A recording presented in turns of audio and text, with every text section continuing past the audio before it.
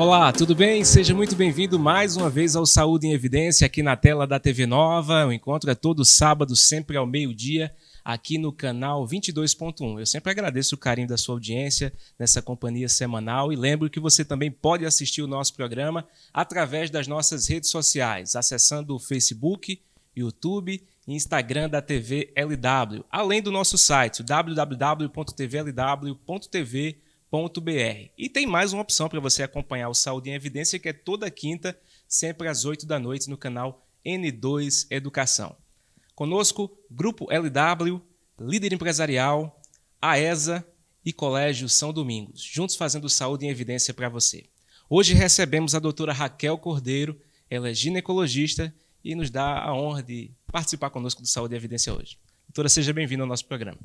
Obrigada, Tiago, aí pela oportunidade. Foi um prazer.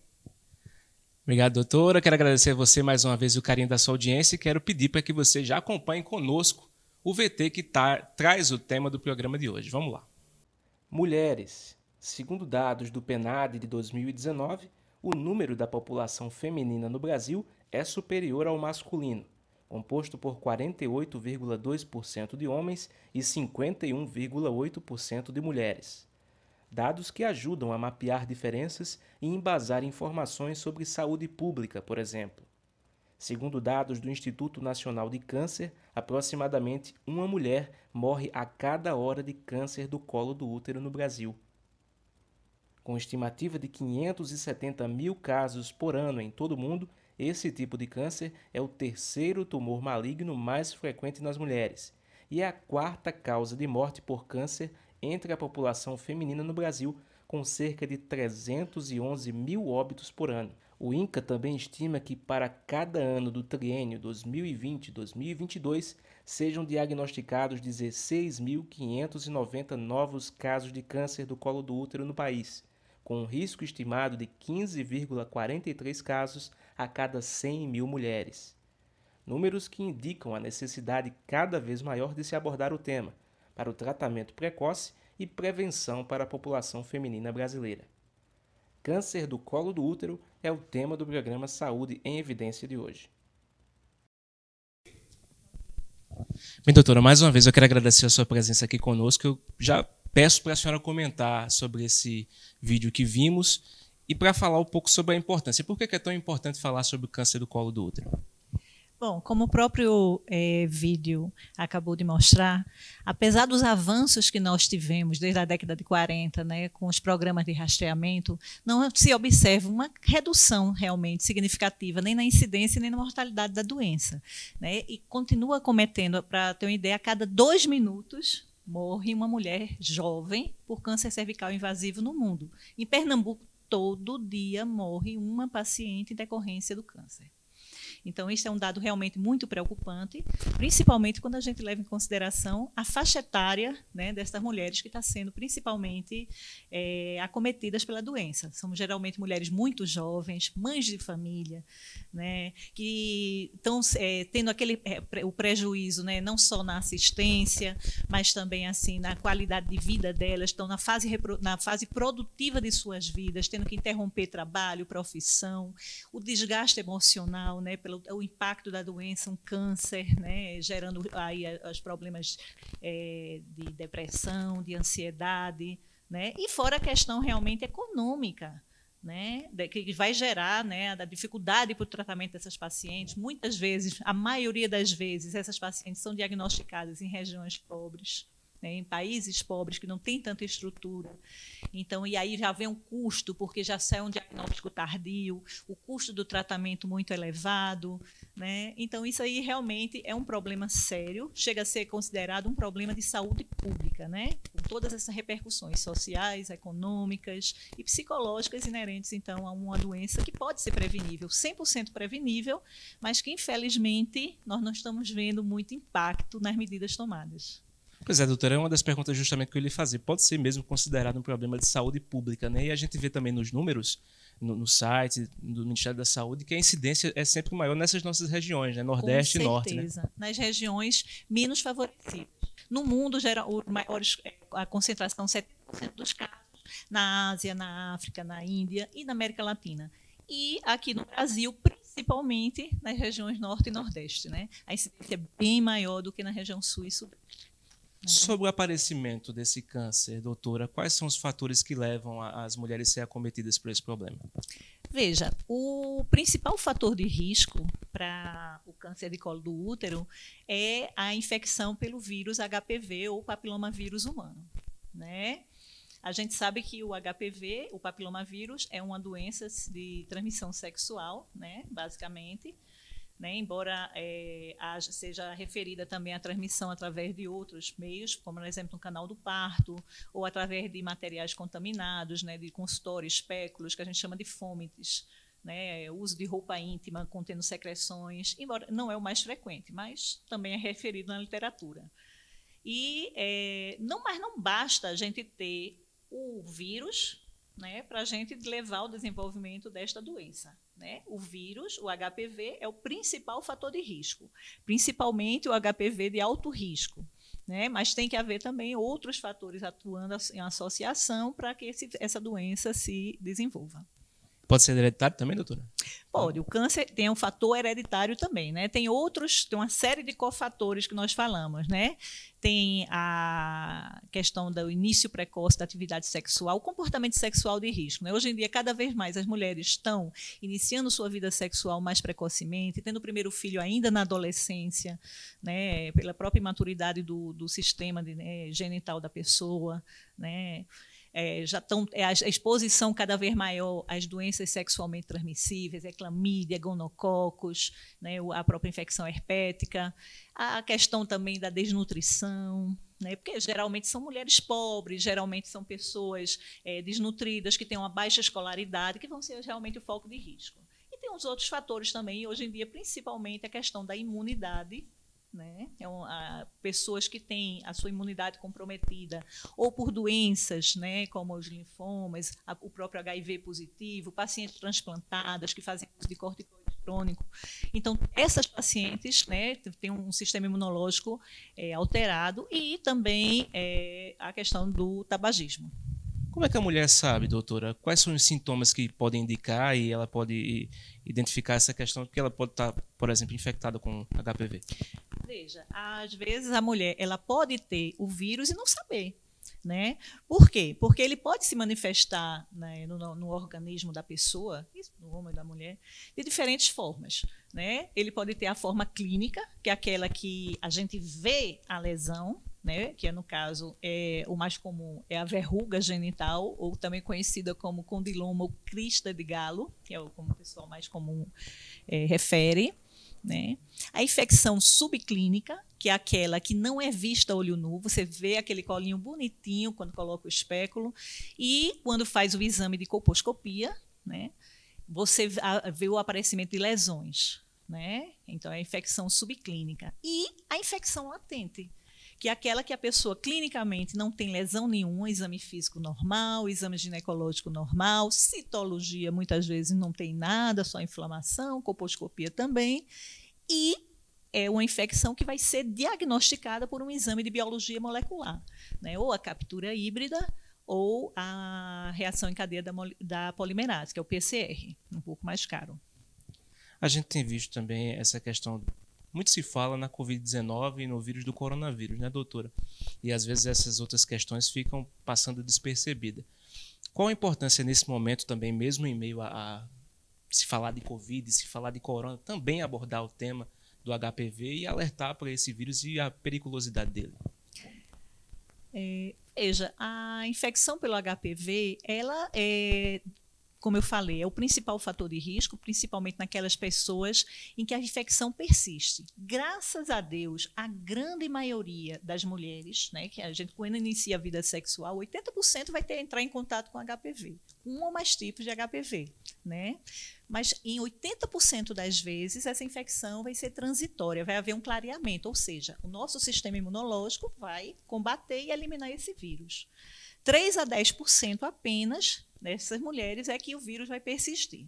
E aí vai ser justamente nesse caso, nessas mulheres em que houve essa persistência da infecção pelo HPV, né? Principalmente os tipos oncogênicos, que são aqueles mais sérios, que estão relacionados realmente com HPV, o câncer genital, principalmente o 16 e 18, aliado a esses outros fatores de risco que a gente já conversou, como o tabagismo, a imunodepressão, a predisposição genética, outras DST, enfim, que vai levar, num tecido favorável, vulnerável, ao desenvolvimento do câncer.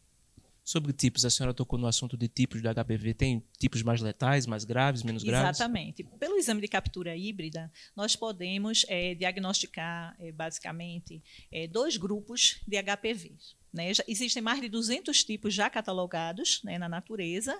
Desses, mais ou menos 45% são específicos para o trato anogenital. Né? E é possível, então, diferenciá-los em 2 grupos, como eu falei, os de baixo risco oncogênico, cujo principal representante são os vírus 6 e 11, que são os dos condilomas. Né? A grande maioria dos condilomas não estão relacionados com o desenvolvimento de câncer, nem a maioria deles regride. E os HPVs oncogênicos, que são os de alto risco para o desenvolvimento de lesões precursoras e do próprio câncer. Os mais frequentes, né, os mais importantes, são os tipos 16 e 18, seguidos pelo 45 e 31. Eles estão presentes em praticamente a totalidade dos casos de câncer de colo de útero. Em 90% dos casos de câncer de ânus, 70% dos casos de câncer de vagina, vulva e pênis. E em menor proporção, 12% nos casos de câncer de orofaringe, né? Que aí é quando ocorre a contaminaçãozinha do bebezinho no canal de parto e faz a papilomatose laringea. Com relação ao HPV, toda mulher que tem contato com HPV vai necessariamente desenvolver o câncer? Não. A infecção, como eu já falei, vai depender da imunidade e de outros fatores de risco. É como quando a gente faz uma receita de bolo. Para você fazer um bolo, não basta eu ter farinha. Eu tenho que ter açúcar, eu tenho que ter o leite, eu tenho que ter o fermento, né, para que haja a preparação do bolo. A mesma coisa com HPV. Não é porque eu vou ter HPV que eu vou ter uma lesão de câncer. Agora, se eu tenho esses fatores de predisposição atuando sinergicamente, então eu provavelmente eu tenho uma infecção por um HPV de alto risco que persiste, e eu tenho também esses outros cofatores de imunossupressão, predisposição genética, ao comportamento sexual de risco, eu sou a paciente no grupo de risco. Nós falamos sobre a questão das regiões, né, destacando região norte e nordeste como maior incidência desses casos. A senhora, atendendo aqui no sertão pernambucano, e o Saúde e Evidência é exibido no estado todo, com relação ao que a senhora tem visto no seu consultório, na nossa região, com relação à incidência de casos. Tem muitos. Como é que é a procura? Como é que é o atendimento lá no seu consultório? Veja, realmente a incidência não é tão alta. Isso não é só lá no meu consultório, mas também a gente observa isso nos centros de referência, até nas universidades. Lá no CISAM mesmo, que eu trabalhava lá no CISAM, né, era da preceptoria, nós observamos uma taxa de incidência de lesões de câncer e pré-câncer, né, lesões de alto grau, pequena, 3%, muito baixa, 2%. Né, a maioria das infecções são as lesões de baixo grau, HPV, NIC1. Por que isso está acontecendo? Porque a maioria dessas pessoas que estão procurando sempre fazer seus examezinhos de rotina são as pessoas que têm as lesões de baixo grau. Entendeu? Então, as pessoas que realmente precisam, que são do grupo de risco, estão sendo excluídas do processo de rastreamento. Entendeu? É difícil a gente pegar uma moça, 20 e poucos anos, com uma lesão séria. Né? A maioria são faixas etárias mais avançadas, depois dos 35, 40 anos. Né? Existem casos, existem. Moça com 20 e poucos anos com câncer. Mas o mais comum realmente são mulheres mais velhas. No meu consultório, a grande maioria que eu pego são realmente lesões de baixo grau, HPV NIC1. Já peguei, infelizmente, pacientes com casos já de câncer diagnosticado, né, já na inspeção, quando você olha, vê a lesão lá vegetante, friável, infelizmente, né, a biópsia já confirma. Mas a grande maioria, graças a Deus, são lesões de baixo grau. Com relação a diagnóstico, como é que pode ser feito, doutora? Como é que essas lesões podem ser diagnosticadas para que o tratamento seja eficaz? Veja, se baseia basicamente num tripé. Nós consideramos que é a citologia associada à colposcopia e naqueles casos que tem lesões, né, suspeitas, o exame histopatológico, né, dessas lesões. Então, é um tripé. Aí a gente sempre diz, a citologia ela suspeita, a colposcopia suspeita e a biópsia confirma. E, em cima desse resultado histopatológico, que é feita, então, a conduta terapêutica. Como é que a gente vai, então, definir o tratamento, o acompanhamento dessa paciente? Vamos falar sobre isso no próximo bloco, então não sai daí, daqui a pouco a gente volta com Saúde e Evidência. Até já. Está na Líder PE a solução em assessoria e consultoria contábil, nos ramos público e privado. Também temos estrutura para o melhor suporte, focado principalmente nas eleições municipais de 2020. Líder PE, soluções para a sua empresa.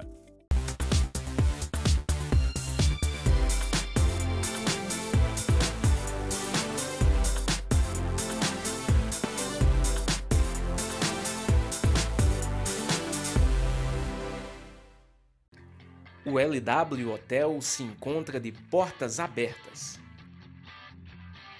Estamos de volta, aguardando você, cliente, com toda a qualidade e carinho de sempre.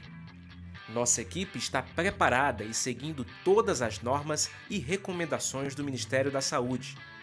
Entrada, recepção, quartos, todos devidamente higienizados com os procedimentos adequados para garantir a você uma estadia tranquila.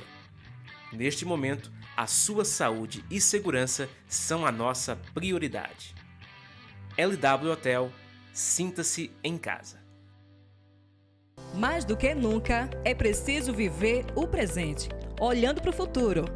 Na AESA, você encontra dezenas de cursos superiores com profissionais capacitados e muito empenhados em extrair o melhor resultado. Sonhe alto e conte com a AESA para ajudar a realizar.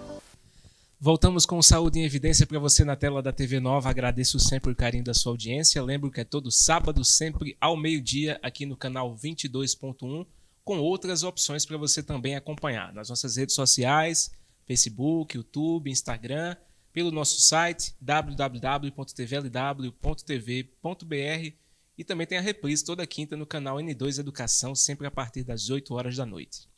Conosco o Grupo LW, Líder Empresarial, AESA e Colégio São Domingos, juntos fazendo Saúde em Evidência para você. Bem, doutora, a gente já entrou nessa parte de diagnóstico, né? Foi a última pergunta que eu lhe fiz, aí eu já vou emendar nessa questão do diagnóstico. Qual é o exame que é mais usado para o rastreamento dessas lesões e o que é mais utilizado também a nível nacional?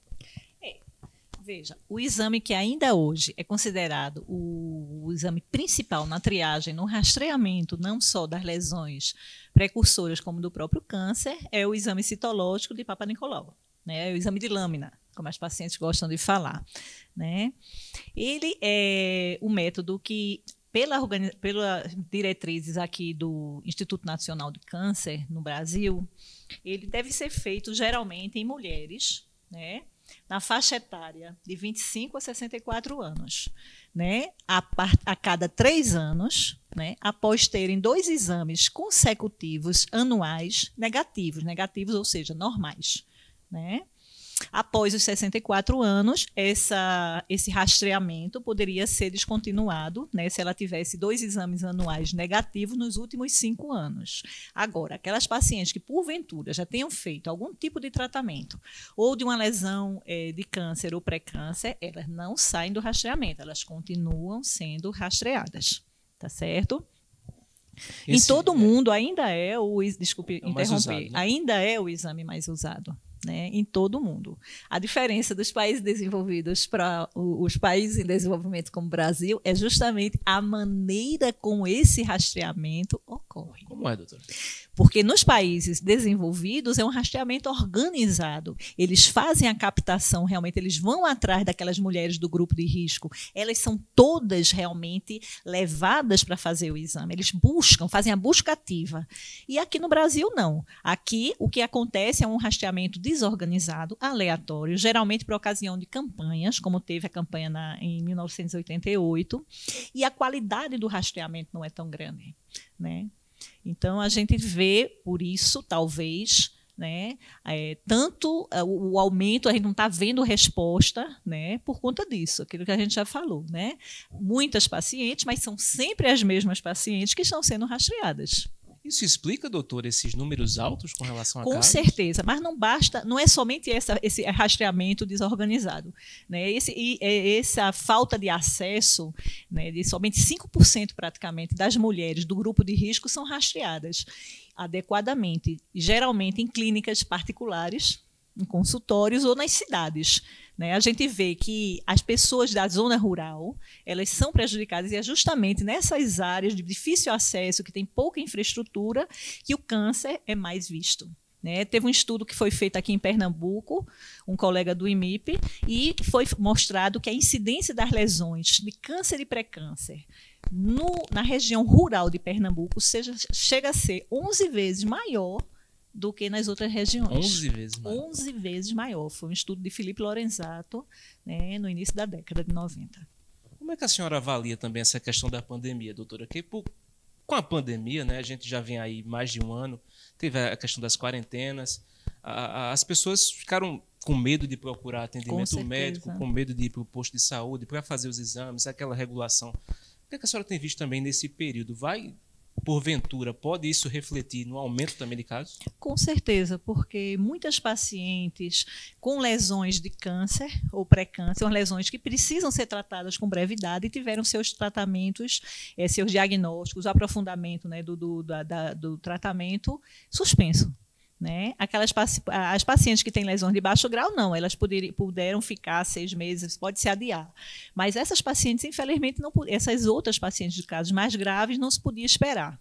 E muitas ficaram realmente com receio. Isso não aconteceu só na ginecologia. Aconteceu também com a cardiologia, com os pacientes oncológicos, nefropatas, né? E aí dá realmente um prejuízo, né, na demora do início desse tratamento. Né? Quanto mais precoce, melhor. Esses exames que a senhora falou estão disponíveis pelo SUS, pela rede pública? Estão. Então? A citologia, né, graças a Deus, houve uma implementação grande, né, embora tenha as limitações do exame, né, não é um exame, apesar de ser um exame de rastreamento que deveria ter alta sensibilidade, ele tem muitas limitações, né. A colposcopia já é mais difícil, geralmente é só mais em unidades porque tem que ter o especialista, né, tem que ser um médico colposcopista, não pode ser feito por enfermeira ou por outro profissional, então isso já limita, tem o custo do equipamento, tem o custo dos reagentes, né? E a questão realmente dos laboratórios de histopatologia, que ainda são muito precárias na nossa região. Tanto é que muitas vezes pacientes que poderiam ser tratadas aqui acabam sendo encaminhadas para os serviços de referência em Recife, né? Como o Centro de Saúde da Mulher lá, né? O Centro da Mulher, porque aqui não tem estrutura para fazer uma simples diagnóstico de uma lesão, muitas vezes, que poderia ser tratada. Essa estrutura prejudica muitas mulheres também buscar essas informações, né? Com relação a esses dados ainda, doutora, que a senhora tem visto também, falando ainda de pandemia e em meio a essa questão que nós estamos vivendo, a gente está tendo aí uma diminuição nos casos, né? Praticamente estamos voltando à normalidade aos poucos. Como é que está sendo essa procura? Está havendo esse retorno das mulheres para se tratarem, para procurar esse atendimento? Tá. Mesmo já uns 2, 3 meses atrás, a gente já está notando, né, a preocupação, né, das pacientes em voltarem a fazer seus exames de rotina, né, com os cuidados de saúde de uma maneira geral, né. Gestantes podem realizar esse exame, doutora? Podem, devem, inclusive. A consulta do pré-natal, a primeira consulta, inclusive, é uma oportunidade que se tem de pegar essa paciente, principalmente aquela que nunca fez o preventivo ou que já fez há muito tempo, né, que faz um rastreamento irregular. Não tem problema nenhum, geralmente feito logo no início da gestação, que quando o útero vai crescendo, então vai realmente causando certo desconforto, mas não é contraindicado, faz parte, inclusive, dos exames de rotina do pré-natal. Todo gestante já pergunta assim, eu posso fazer? Eu estou gestante, não tem problema nenhum. É um exame de rotina. Qual tipo de problema pode trazer para o bebê? Não, veja, para o bebê nenhum. O que a gente evita na gestação são alguns procedimentos mais invasivos, né? Por exemplo, uma biópsia, ela está indicada quando você tem uma lesão, você suspeita que seja uma lesão mais séria, né, pelo sangramento que pode causar, entendeu? E alguns procedimentos mais assim cirúrgicos, como por exemplo uma cirurgia de alta frequência ou uma conização, só é feita realmente se você tem um diagnóstico já de um câncer, né? E aí, em alguns casos, indica inclusive a interrupção da gravidez, né? Mas não é o comum. Geralmente, quando a gestante é diagnosticada com alguma lesão, se espera para realizar o tratamento dela após o parto. Essa é uma pergunta bem complexa. Por que, apesar do aumento do número de exames realizados de rastreamento do câncer do colo uterino, não se observou queda nessas taxas de incidência e mortalidade pela doença? Foi aquilo que a gente já comentou, em parte, né? A questão de serem sempre as mesmas pacientes que estão sendo rastreadas, aliada à baixa sensibilidade do exame citológico. Então, o que é que significa isso? Muitos resultados falso negativos. É aquela paciente que pega um exame... Não, mas eu sempre fiz meus exames nunca deram nada, só dava inflamação. Como é que eu apareci com essa lesão de câncer? Né? Isso acontece por diversas causas. A principal causa desses erros é justamente erro na coleta dessa lâmina, né? Ou por experiência, né? Falta de preparo, às vezes, do profissional que está fazendo a coleta, às vezes uma lesão que está muito pequenininha, que não foi vista na hora do raspado do epitélio, não foi abrangida, às vezes uma lesão profundamente situada no canal, uma lâmina que faz que o esfregaço fica muito grosso, ou que aquele esfregaço purulento, hemorrágico, que dificulta, né, a visualização das células, a leitura, levando a interpretações erradas, erros de leitura. Infelizmente, a grande maioria desses exames são vistos por citotécnicos, né, sem supervisão. É difícil, às vezes, uma supervisão, a gente chama de um controle de qualidade interno, né, externo, então, nem se fala. E, fora isso, as próprias alterações induzidas mesmo pela atrofia na mulher menopausada, então essas células, o epitélio atrófico, ele pode induzir a erros de leitura, entendeu? Então, tudo isso contribui. E, sem falar nisso, ainda tem os outros problemas que vão agravar ainda mais essa situação, né? As próprias condições sociais, econômicas e culturais, mais uma vez, né? Aquelas pessoas que têm dificuldade de acesso, de chegar nos locais dos exames, né? Aquelas pacientes que não têm dinheiro para gastar com saúde, né? O dinheiro já é tão pouco e que elas não se dão esse valor, não tem condição de gastar com saúde. As próprias limitações também, dificuldade de receber o resultado dos exames no SUS. Né? Agora mesmo em Pernambuco foi feito um estudo que mostrou que as lâminas demoram em média os resultados 58 a 60 dias para chegar na mão da paciente. Quando chega? Né? Muitas vezes não chega. Né? As limitações mesmo na hora de pegar essas pacientes que tiveram resultado alterado e de trazer elas, né? De fazer então o segmento dessas pacientes. Muitas pacientes que têm o diagnóstico abandonam o tratamento, têm dificuldade de estar se deslocando para outra cidade, às vezes o município também não fornece o suporte do transporte para fora do domicílio, entendeu? E a própria questão também cultural. Né? Infelizmente, principalmente nas regiões pobres, regiões como o Nordeste, né? Muitas mulheres ainda hoje têm medo de fazer o exame, têm vergonha. Ah, doutora, eu tenho vergonha, o marido não quer que vá fazer o exame. Né? Muitas pacientes desconhecem a importância, né, de fazer os exames preventivos de rotina, mesmo que se não tiverem com vida sexual, se não tiverem sentindo nada. Ah, eu não estou sentindo nada, para que eu vou fazer? Precisa fazer. Entendeu? Então, tudo isso se soma. É uma conjuntura que é difícil de ser quebrada, mas a gente vai conseguir. Vai sim. Mais um intervalo, daqui a pouco a gente volta com Saúde e Evidência. Até já. Está na Líder PE a solução em assessoria e consultoria contábil, nos ramos público e privado. Também temos estrutura para o melhor suporte, focado principalmente nas eleições municipais de 2020. Líder PE, soluções para a sua empresa.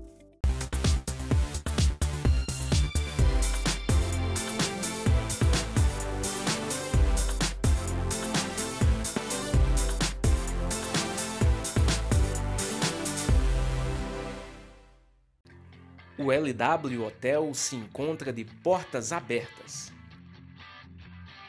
Estamos de volta, aguardando você, cliente, com toda a qualidade e carinho de sempre. Nossa equipe está preparada e seguindo todas as normas e recomendações do Ministério da Saúde. Entrada, recepção, quartos, todos devidamente higienizados com os procedimentos adequados para garantir a você uma estadia tranquila. Neste momento, a sua saúde e segurança são a nossa prioridade. LW Hotel, sinta-se em casa. Viver o presente, olhando para o futuro. Na ESA, você encontra dezenas de cursos superiores com profissionais capacitados e muito empenhados em extrair o melhor resultado. Sonhe alto e conte com a ESA para ajudar a realizar. Voltamos com Saúde e Evidência para você na tela da TV Nova. Obrigado pelo carinho de sempre. Todo sábado ao meio-dia aqui no canal 22.1 você tem um encontro marcado com consultório na sua casa, trazendo sempre dicas importantes na área da saúde para você ficar sempre bem informado. Conosco, Grupo LW, Líder Empresarial, a ESA e Colégio São Domingos, todos juntos fazendo Saúde em Evidência para você. Nós temos nossa primeira participação no programa de hoje, que é da Denise Santos. Ela faz parte do grupo Eu Topo Ajudar, que é um trabalho muito lindo aqui na nossa cidade, auxiliando mulheres que sofrem, que são vítimas de câncer. Ela participa conosco agora do Saúde e Evidência. Denise, seja bem-vinda ao nosso programa. Olá, Tiago, e a todos que acompanham o Saúde e Evidência. Eu me chamo Denise, eu faço parte do grupo Eu Topo Ajudar, que é uma instituição que dá auxílios para pessoas com câncer, principalmente mulheres, né, carentes da nossa região, para que elas possam ter um bom acompanhamento dos seus tratamentos. Gostaria aqui de cumprimentar a doutora Raquel, que veio falar sobre o tema do câncer do colo de útero. Um tema muito importante, né, principalmente para essa época de pandemia, que as mulheres não estão querendo sair de casa, mas é muito importante continuar os seus tratamentos, porque não são tratamentos que podem esperar, né? O câncer não espera, não. Ele não é um tratamento que demanda bastante atenção e mexe com o psicológico também da pessoa e da família, né? Nós do Eu Topo Ajudar contribuímos para que as famílias fiquem cientes de todo o processo que irá acontecer, e nós auxiliamos também com a parte financeira, de remédios, de alimentos, o que a família precisar naquela situação, né? Então, cada caso é um caso, é um tema muito importante e está de parabéns o programa. Bem, doutora, queria a sua opinião sobre a importância desses grupos, assim como Eu Topo Ajudar. A gente acabou de falar no último bloco a respeito dessas mulheres sem condição, que precisam viajar para fazer esse tratamento fora do domicílio. E o grupo Eu Topo Ajudar faz justamente isso aqui em Arco Verde. Recebe também mulheres nessa situação de cidades vizinhas. Qual a importância de instituições assim nesse auxílio às mulheres vítimas de câncer? Isso é fundamental, né? Principalmente quando a gente aborda o caso da maioria dessas pacientes serem realmente excluídas, né, socialmente. São mulheres muito pobres, muitas vezes, sem recursos, e que têm que ter esse apoio. Infelizmente, nem sempre a gente vê o apoio necessário, por mais que o Estado se prontifique, né, o município, mas às vezes é insuficiente, né, frente à demanda tão grande.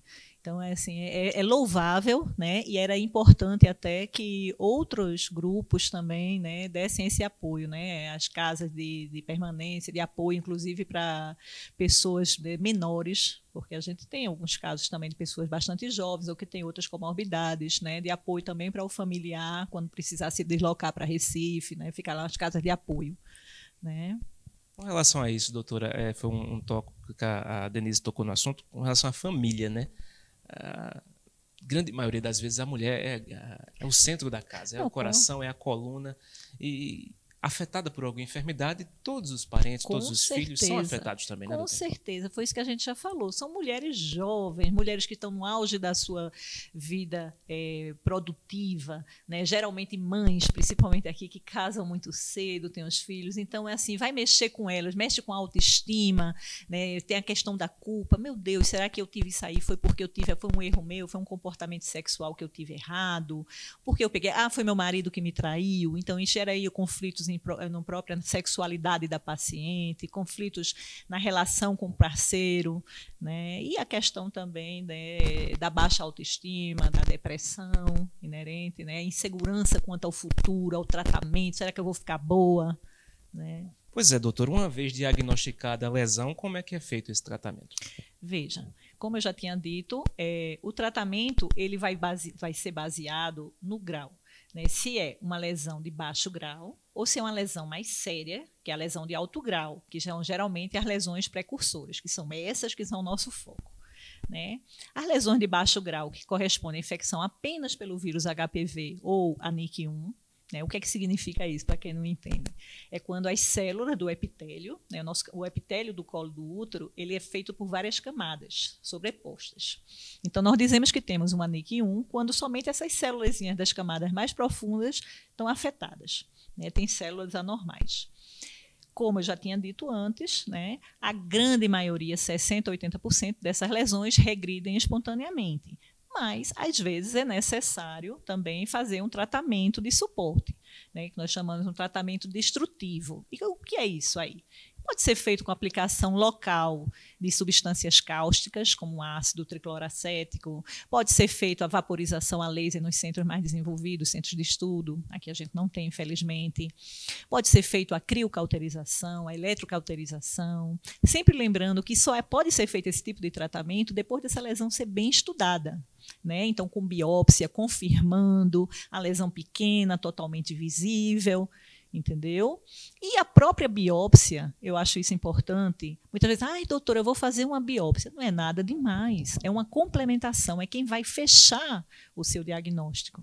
E muitas vezes a própria biópsia já leva a uma reação inflamatória, né, no local onde tinha a lesão, leva os elementos de defesa para o local e muitas vezes a regressão espontânea da lesão.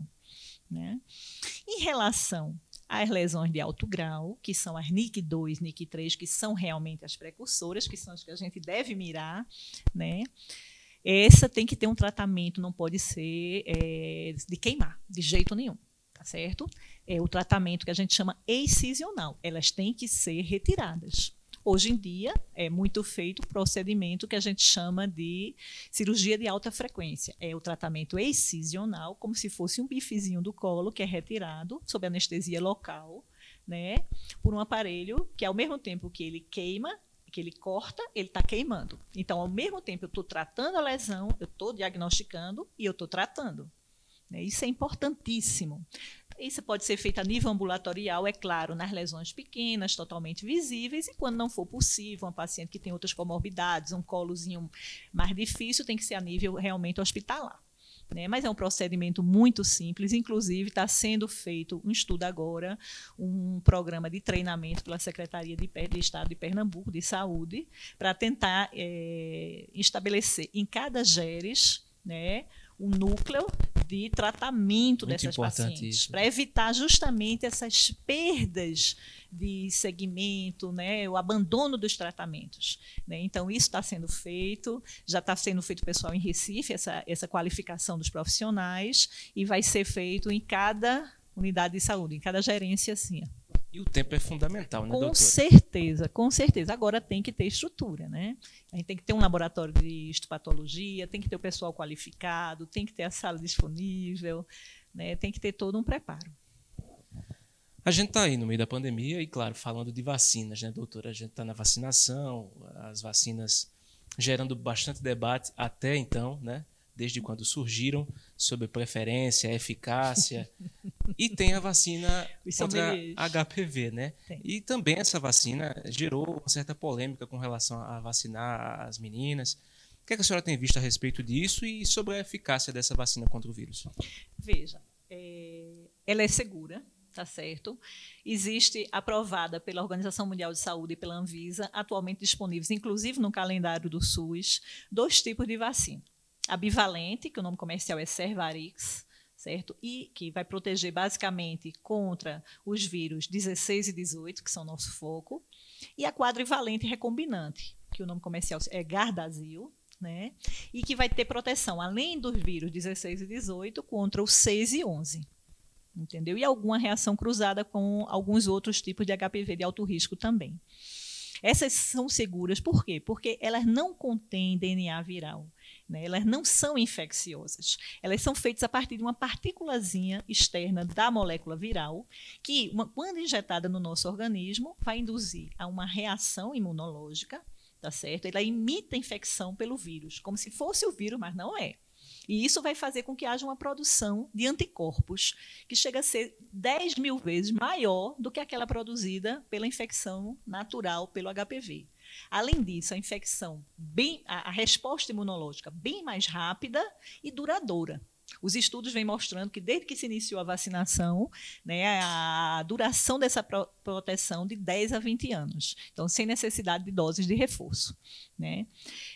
Se preconiza, inclusive já está no calendário vacinal, né, pelo Ministério da Saúde, vacinar, né, meninos e meninas, né, entre 9 e 14 anos. A bivalente, ela só pode ser feita em meninas, né? Não pode ser feita em meninos, e a quadrivalente em meninas e meninos, entre 9 e 26 anos. No calendário desses adolescentes, entre 9 e 14 anos, no esquema de 2 doses, né? Com 0 e 6 meses depois. Nas outras faixas etárias, esquemas de 3 doses, né? Para completar o calendário vacinal.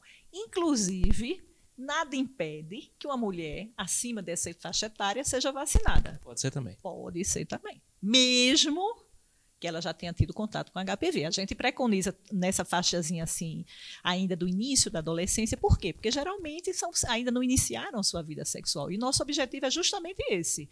É evitar que elas entrem em contato com esses vírus mais graves e mais frequentes. Mais um intervalo, daqui a pouco a gente volta com Saúde em Evidência. Até já.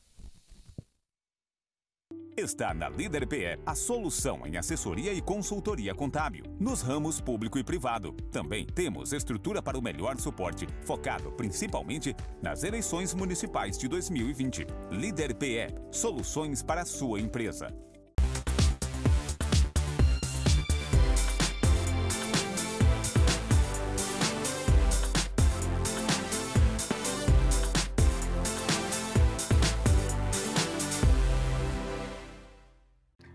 O LW Hotel se encontra de portas abertas.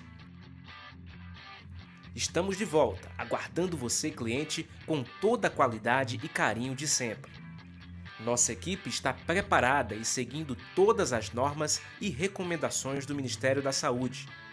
Entrada, recepção, quartos, todos devidamente higienizados com os procedimentos adequados para garantir a você uma estadia tranquila.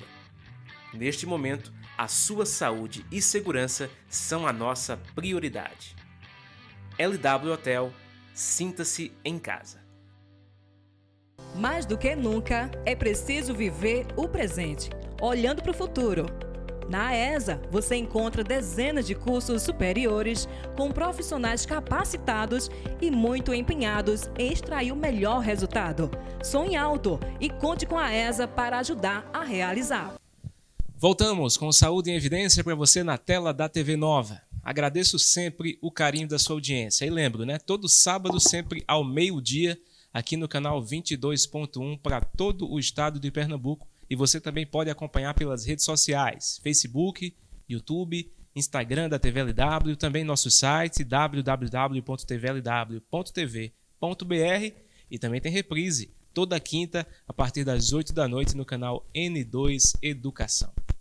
Conosco o Grupo LW, Líder Empresarial, AESA e Colégio São Domingos, juntos fazendo Saúde em Evidência para você. Mais uma participação de sempre do Dr. Pedro Gabriel, que traz a sua contribuição, a sua sabedoria para o nosso programa. Dr. Pedro, seja bem-vindo ao Saúde em Evidência.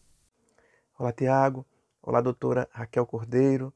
Olá, demais amigos da TVLW, da TV Nova Nordeste, afiliada da TV Cultura. Tiago, o tema hoje é o sublime, porque o tema hoje é a mulher. Um escritor lusitano já nos diz que a mulher é a parcela humana mais próxima da divindade, porque ela é capaz de replicar-se, de produzir, de gestar dentro de si e criar para a humanidade um outro ente, um outro ser humano. A mulher, então, ela responde pela fertilidade e a esperança do mundo. Longe de mim dizer ou supor que o papel da mulher restringe-se a isso. Não, até porque a fertilidade da mulher ela é muito mais simbólica do que anatômica. As mulheres, elas fertilizam o mundo. Isso porque a mulher, Tiago, ela é doação, desde a sua criação mitológica. Na descrição da criação dos deuses gregos, né, feita por Hesíodo, a mulher ela é criada a partir de uma luta entre dois homens, o masculino, com seus humores incandescentes, Cronos, ele castra Urano, joga seus testículos no mar, e das espumas brancas do mar, em grego Afros, surge Afrodite, a mulher por excelência. E o primeiro ato da mulher, Tiago, ao ser criada, qual é? Senão o da doação, o da fertilidade. Ela enxerga Adonis ferido pelo combate, e o primeiro ato da mulher é de doação. Ela vai ao encontro de Adonis para tentar curá-lo. No caminho ela se machuca, ela se fere no espinho, e do rubro do seu sangue, misturado com o alvo do Afros, das espumas do mar, ali se misturam o vermelho e o branco e surge o rosa, uma cor que desde então é atribuída ao feminino. O rosa associado à mulher não é uma mera convenção e nem é nada moderno, ao contrário, é algo bem ancestral. Havia as festas de Afrodite, quando se pintava todo o panteão de rosa para celebrar o feminino. Tiago, a mulher é o que a gente tem de mais precioso na nossa humanidade. E eu arriscaria dizer, Tiago, que somente quando a humanidade descobre o valor supremo da poesia e do feminino, ela se torna, ou se tornará, propriamente humanidade, como uma página em branco que de repente, de súbito, recebe uma poesia e se torna ali doadora e receptora de algo especial. Mesmo a mulher que menos trilhou o seu próprio caminho, necessariamente estará bem além do homem que melhor trilhou o seu próprio caminho. As mulheres estão muito além dos homens, psicicamente inclusive. As pessoas costumam dizer que os homens são criaturas menos sofisticadas, e há uma razão psíquica para isso. Freud ele nos diz que a genitália masculina é algo dado, é algo exposto, é algo que a criança já lida desde então. Ao contrário, a menina, antes de se tornar mulher, ela possui uma genitália que é uma incógnita, seus seios ainda não brotaram, ela trabalha com um botão que ainda vai se tornar flor. E o fato de, desde criança, ela lidar com o invisível, com o que não está lá, ela precisar, como a criança, não é, que produz uma mãe com seu choro, ela produzir sua própria feminilidade com o artifício inicial da palavra, da maquiagem, dos gestos, ela já é alçada a esse além do masculino. Ela já está aonde o masculino está, ou seja, ela é capaz perfeitamente da lógica, da mensuração e do equilíbrio de pesos, né, que o homem se julga ser tão mais capaz, né, erroneamente, mas ela também está além. Ela está na poesia, ela está no símbolo, ela está na fantasia, ela está no mundo melhor que é projetado sempre que uma mulher fala de si e desenha com as suas palavras o que ela imagina ser um mundo melhor. Então, Tiago, cuidar das mulheres é cuidar do mundo, é cuidar do futuro. Um câncer de colo de útero é um câncer na humanidade. Tudo que fere a mulher fere a toda a humanidade. Cuidemos das nossas mulheres, ouçamos as nossas mulheres, valorizemos as nossas mulheres, abracemos as nossas mulheres. Te passo a palavra, Tiago, como eu abraço a você, a doutora Raquel e todos os amigos dessa linda cidade. Bem, doutora, eu queria que a senhora comentasse uma questão importante que o doutor falou, foi com relação ao útero, né? A importância disso para a continuidade da humanidade, a mulher sendo essa procriadora e tão importante para o seio da humanidade, para replicar, como o doutor falou. Veja,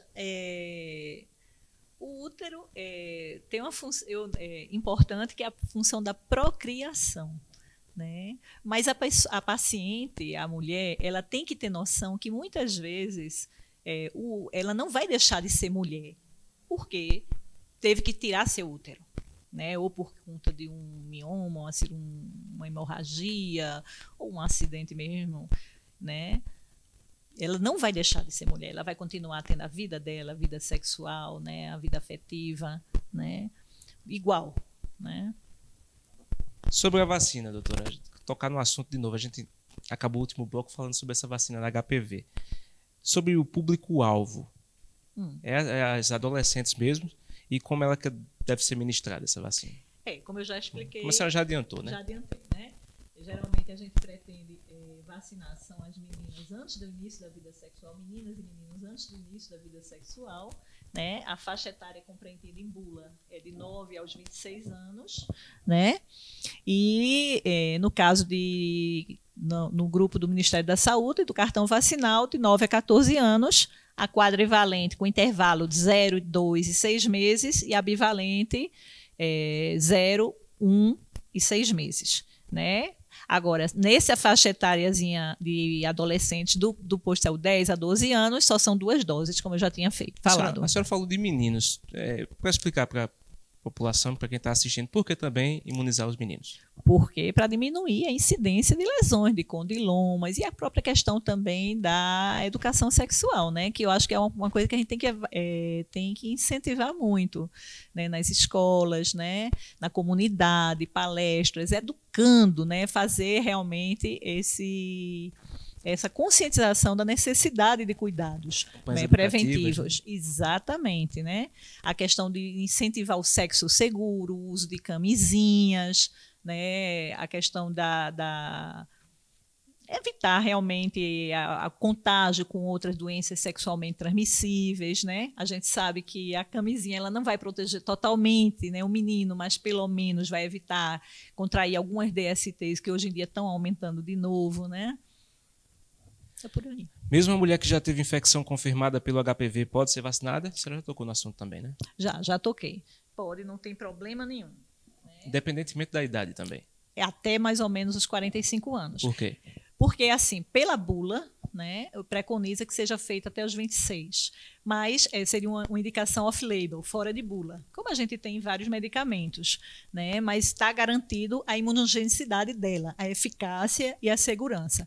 E, inclusive, essas pacientes que já entraram em contato com o HPV, a gente vai notar que ela não vai evitar, né? Por exemplo, eu estou com a infecção já por HPV confirmada, então eu vou tomar a vacina e eu vou ficar boa. Não, essa vacina ela é profilática, ela não é terapêutica. A terapêutica está em estudo, graças a Deus.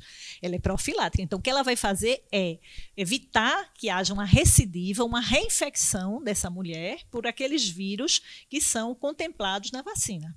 Entendeu? Então, ela vai proteger contra esses vírus e o aparecimento de novas lesões, ou no colo, ou na vagina, na vulva, entendeu? Gestantes e mulheres que estão amamentando podem receber a vacina? Veja, não existem até hoje ainda, no momento, estudos, né, bem controlados, né, adequados envolvendo gestantes. Né? Tudo com gestante é meio complicado. Então, o que se orienta é que se evite a vacinação, né, se postergue até depois do parto. Agora, mas eu engravidei tomando a vacina, eu tinha tomado a primeira dose e não completei meu esquema de vacinação. Então, não é para tomar. Espera, depois do parto, aí vai e completa, então, seu esquema vacinal. Né? Quanto à amamentação, ela é segura, não tem problema nenhum, pode ser administrada. Importante ressaltar, doutora, que mesmo se a mulher for vacinada, precisa continuar com os exames de prevenção, né? Com certeza. Por quê? Porque são dois métodos que vão se complementar. Né? A vacinação vai atuar na prevenção primária e o rastreamento na prevenção secundária. Né?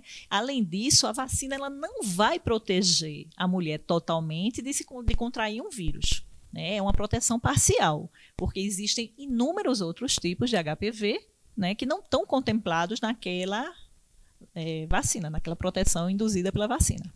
Para aquela mulher, doutora, que já teve casos na família, casos diretos, um parente próximo que teve, a mãe, por exemplo, o nível de atenção dela deve ser maior? O que é que ela deve fazer para procurar tratamento? Veja, independente de ter caso ou não, com ou sem sintomas, a gente tem que reforçar a importância dos cuidados de prevenção. A gente vai gastar menos com a prevenção do que com o tratamento. Isso, inclusive, medidas de saúde pública. Né? Então, muitas vezes existem algumas lesões, algumas patologias, algumas doenças, por exemplo, alguns tipos de câncer, como de mama, que a gente, às vezes, a mulher jovem aparece com uma lesão, um câncer, mas eu não tinha ninguém na família. Né? O câncer de colo do útero, ele é um câncer, mas também de comportamento sexual, está muito relacionado com a sexualidade. E as mulheres antigamente, infelizmente, não tinham tanto acesso, né? Tinha aquela questão cultural mesmo, de desinformação, de medo, por isso que a gente via tantos casos. Talvez, se ela tivesse sido orientada, se ela tivesse sido aconselhada, tivesse feito pelo menos um exame na vida, não tivesse chegado ao ponto de desenvolver um câncer.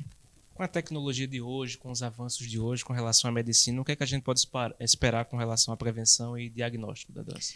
Veja, em relação a vacinas, né, a gente já está tendo alguns avanços importantes, né, já está disponível na Europa, nos Estados Unidos, a vacina nonavalente, então a gente só tem a quadrivalente, né, e a bivalente, lá já tem a nonavalente, então ela vai dar uma proteção contra uma infinidade um número bem maior de HPV de alto risco, né? Se Deus quiser vai chegar, já está chegando em algumas clínicas privadas, né, de vacinação no sul, sudeste, particulares, no SUS ainda não foi implementada, né? Está sendo disponibilizado também a vacina terapêutica em fase de estudo, com bons resultados, né, aplicação de doses semanais em pacientes diagnosticados com lesões de câncer e havendo uma remissão, uma melhora significativa. Agora, como é tudo em fase de estudo, né, ainda vai demorar um pouquinho para ser lançado, mas é uma promessa boa, né? Com relação a essa prevenção ainda, doutor, e esses avanços, o que é que a gente pode esperar também para a nossa região? A senhora falou desse projeto, desse plano do governo estadual para levar isso para as GERES, né? Qual a importância, por exemplo, na nossa GERES aqui? Fundamental. Inclusive, está em fase de implementação. Eu acredito que pode ser que se consiga o rastreamento por técnica de biologia molecular. É um exame que é a captura híbrida ou a PCR, né? Que é a coleta do material pode ser feita uma autocoleta. Isso é muito bom, principalmente naqueles locais que não tem muitos profissionais, não tem aquele instrumental, né? Então, a própria paciente, ela coleta o material, ele vai para estudo, ele é automatizado, é lido num computador, e o resultado sai bem mais rápido, né? Bem mais fácil. Tem ou não tem? O HPV de alto risco. Tem, essa paciente vai ser direcionada, né?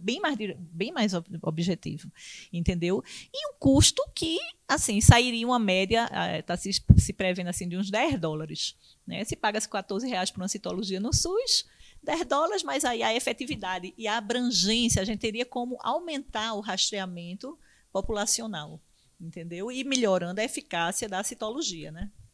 Doutora, a gente está chegando ao final do nosso programa, mas eu queria que a senhora enfatizasse novamente essa questão da prevenção. A senhora tocou bastante no assunto. Para as mulheres que estão nos assistindo agora, a importância de se prevenir e de procurar esse atendimento. Veja, uma doença como a gente ter os índices alarmantes que nós ainda temos no dia de hoje, né, com mais de 300 mil mulheres jovens morrendo de uma doença que pode ser prevenida, é muito triste.